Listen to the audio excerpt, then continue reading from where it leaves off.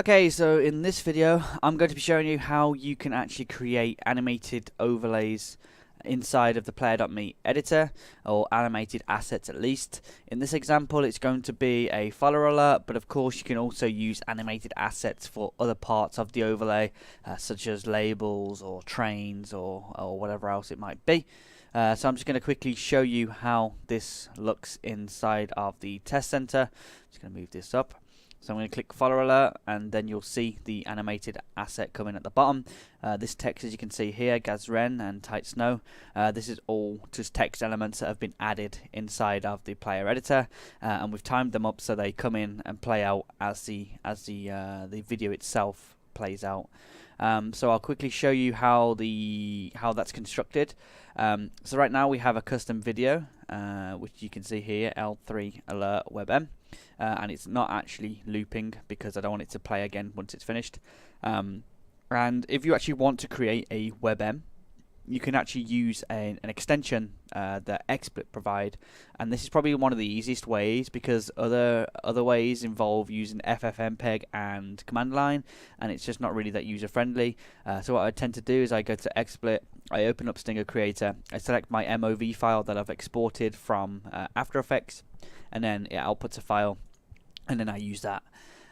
So in terms of other parts of the alert, we have two pieces. One is right caster and one is left caster, and I'll show you what those actually are when we just rebuild this alert now. So first I'm just going to toggle this off.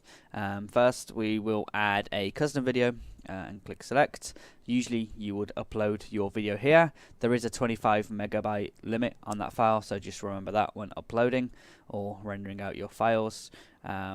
And then what we will actually do, if I remember correctly, this video actually is a custom one, so I'm just going to duplicate this and take it out. So let's just imagine I've just added it myself by uploading. So we now have that video there, right? And then we will actually add the alert itself in this case. So it could be any of the alerts, but we'll just choose something like follower alert because why not? And then we drag the custom video in. So now we have the video in place, and the widget that allows us to time the text coming in is actually under miscellaneous, and it's called the transition widget. And the transition widget allows us to apply a duration and a delay to any widgets inside of there. So as soon as we add, let's say for example, these two pieces of text, these will now be delayed and will only show for the duration. So what we're going to do is we're going to actually pop that text into here. I'm just going to move it down, and we're not going to do this perfect because it's going to take too long otherwise, but we're just going to make the text sort of fit in this case. Yeah, cool. And then we're just going to align the text to here, there.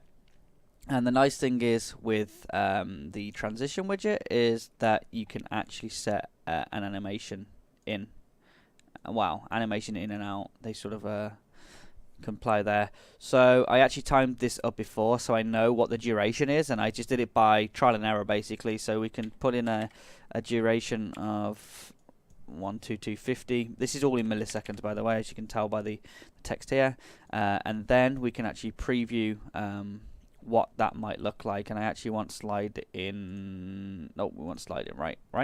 Okay, cool. So save that, and then everything else should actually be good. And of course you can rename this if you want, so that's what I sort of did before, so I can just call this left text, just so I can easier reference it.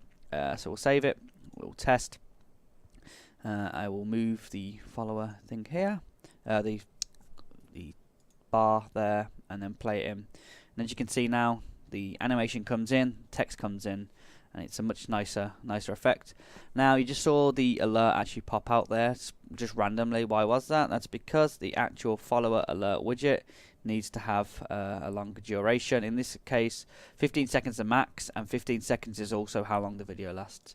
So if we save once again and then test, and then we move the toolbar and then playing a follower, we should actually now see that everything happens.